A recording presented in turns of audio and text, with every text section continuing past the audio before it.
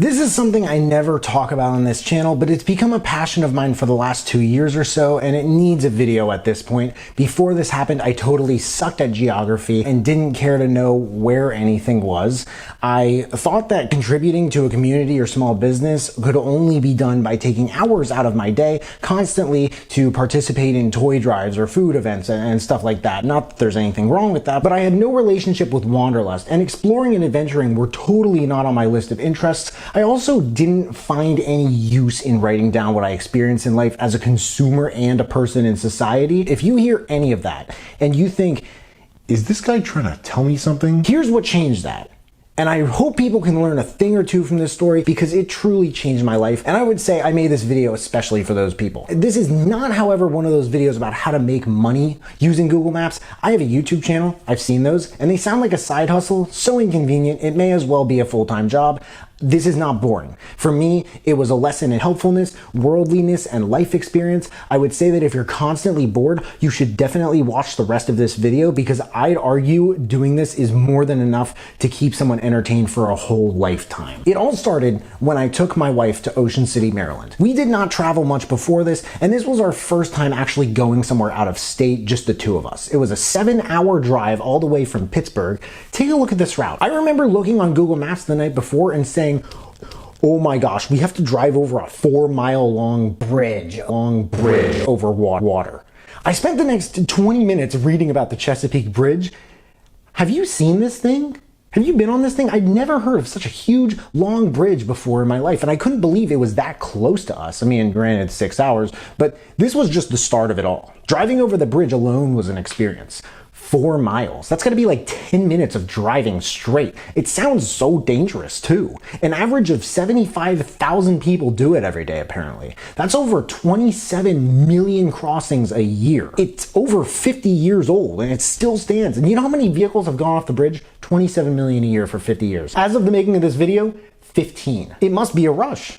And it was. My wife wasn't comfortable doing it. I remember listening to Cardi B's song Up while we were going up to, just telling her to look down, focus on the music, everything's gonna be okay. For me, it was really something driving over that bridge. Everywhere you look, you just see a bridge and water. Obviously, you couldn't look at much other than just what's in front of you, but I've never done anything like it. Driving 186 feet up in the air above an open bay, it was insane.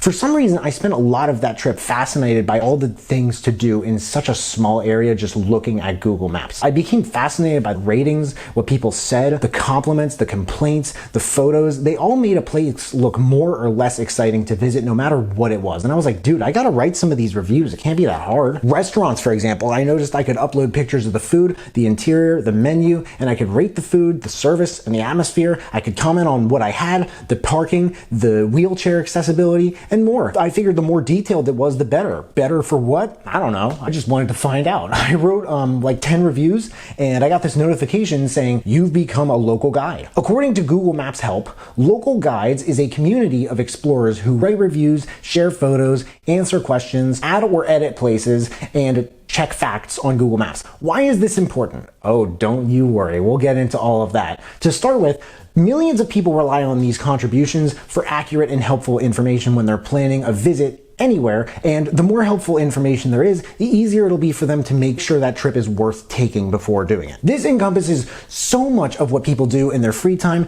day by day, all over the world, that it's probably just as unbelievable as it is maybe unquantifiable. How does this help small businesses though?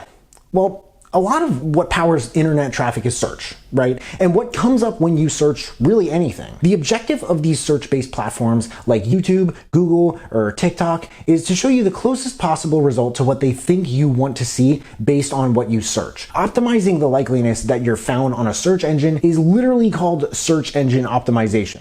And what helps a local business with SEO, the abbreviation, is the number of reviews. Number of positive reviews, which will increase with the number of reviews. How many reviews the business responds to, which can increase with the number of reviews. And reviews with relevant keywords, which can increase with the number of reviews. What's gonna get them more reviews? Well, people need to go to their business, of course, but what's gonna get more people to go to their business?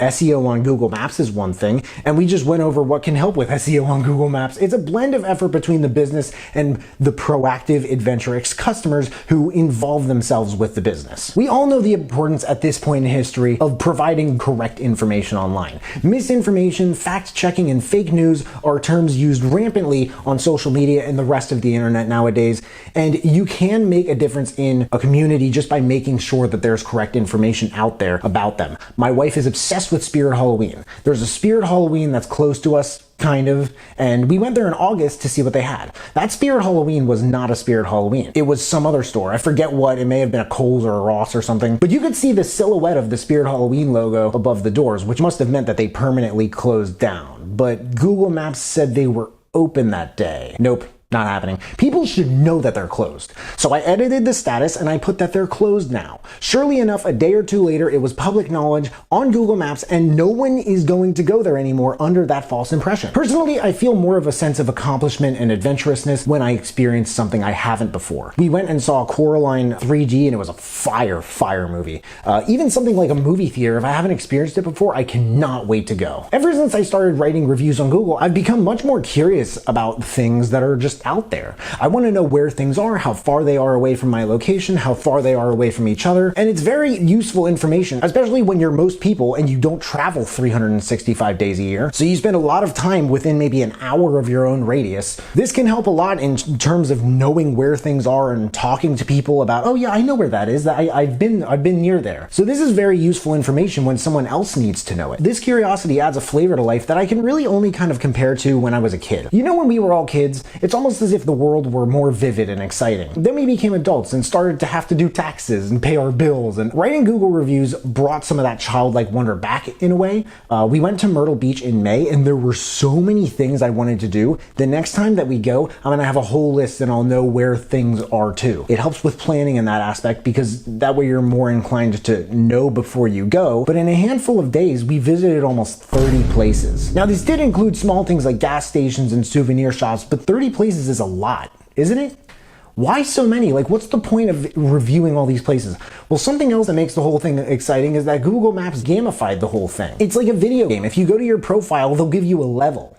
I'm level 8 right now. Every level is based on points, because what is a game without points? And each level takes way more points to go up to than the last. It'll elaborate how many are left until the next level, and it'll also tell you how many of each contribution you have. Reviews, ratings, photos, videos, captions, answers, edits, etc. A lot of this stuff I don't think really people pay that much attention to, but you can also have followers, and obviously I plugged this channel into the bio because why on earth not? And somehow, just somehow, they were able to make getting followers on there harder than getting YouTube subscribers. Let's face it, on a side note, if you're growing a YouTube channel, you probably know it's not just like Instagram, but you can also see how many photos and videos you've uploaded and how many views they have. As you can see, somehow they made it easier to get views than on TikTok. 3 million people really saw that one picture I posted of Olive Garden in Pittsburgh. But overall, it just feels like you've experienced a lot of things the more places you review, especially the places and trips that are really memorable, which leads me to the last thing that really changed my life about writing reviews on Google Maps. Underneath where all your photos are, you can see all your reviews in chronological order. Like I said, the more detailed, the better. It's like journaling because I can look at that whole trip when it started and I'll see all the cool things we did and the places we went to, and I can see all the pictures I took.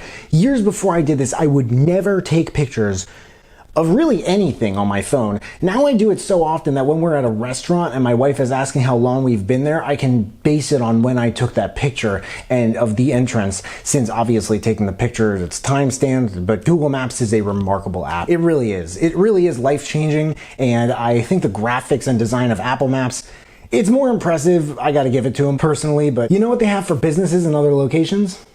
Thumbs up or thumbs down.